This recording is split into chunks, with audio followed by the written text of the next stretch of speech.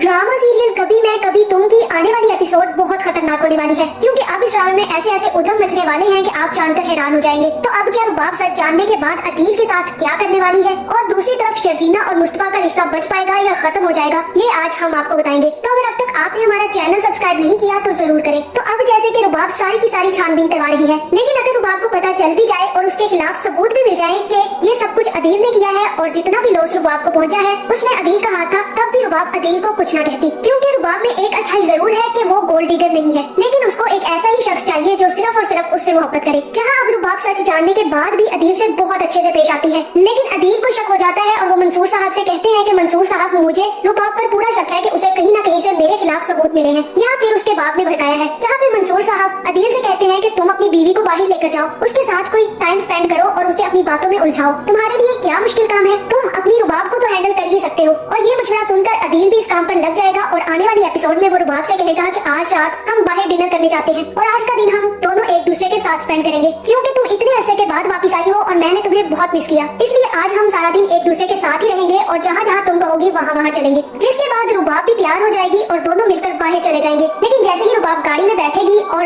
अदील से बातें करने लगेगी तो उसके हाथ में एक इयररिंग आ जाएगा जो कि नताशा का होगा। जहाँ फिर वो नताशा का इयररिंग पहचान लेगी और उसे छुपा लेगी, और फिर जैसे ही घर वापस आएगी तो इयररिंग देखकर उसे शक हो जाएगा कि अदील और नताशा एक दूसरे के साथ मिल रहे हैं। जहाँ फिर रुबाब कहेगी कि अदील, मैं तुम्हें पैसों की हेर फेर तो माफ कर देती, जितना भी मुझे लॉस पहुंचा वो भी माफ कर देती, लेकिन धोखा देना कभी माफ नहीं करूंगी। तुम तो बहुत चीप लेवल पर गिर गए, तुमने मेरी दोस्त के साथ ही अफेयर चलाना शुरू कर दिया, अब देखो मैं तुम्हारा क्या हशर करती हूँ। तरफ मुस्तफा भी शर्जीना से कहेगा कि शर्जीना, आज तुम खाना खाकर सो जाना, क्योंकि मुझे आने में लेट हो जाएगी, क्योंकि मेरी एक बहुत बड़ी मीटिंग है और अगर ये डील मुझे मिल गई तो सब कुछ आसान हो जाएगा। जिसके बाद मुस्तफा तो वहाँ से चला जाएगा, लेकिन शर्जीना की तबीयत काफी ज्यादा खराब हो जाएगी और उसे उल्टियाँ आनी शुरू हो जाएंगी। जहाँ दूसरी तरफ मुस्तफा की भी मीटिंग बहुत अच्छी जाएगी और उसका डीलर उसे कहेगा कि मुझे आपका पैशन बहुत पसंद आया, आपका काम करने का तरीका, आपका काम करने को लेकर लगन और गेम्स में इतना इंटरेस्ट मुझे बहुत ज्यादा पसंद आया, इसीलिए तो मैं आपके साथ काम करना चाहता हूँ। जहाँ मुस्तफा भी ये सारी बातें सुनकर हैरान रह जाएगा, लेकिन मुस्तफा का पार्टनर मुस्तफा से कहेगा कि मुस्तफा, अब शौक से बाहर निकल आओ, अब बहुत जल्द हम बहुत सारी कामयाबियाँ हासिल करने वाले हैं, अगर ये डील हमारे हाथ लग गई तो तुम्हें पता है ना हमारा बिजनेस कहाँ पहुँच जाएगा। जहाँ फिर मुस्तफा कहेगा कि मुझे पता है हमारे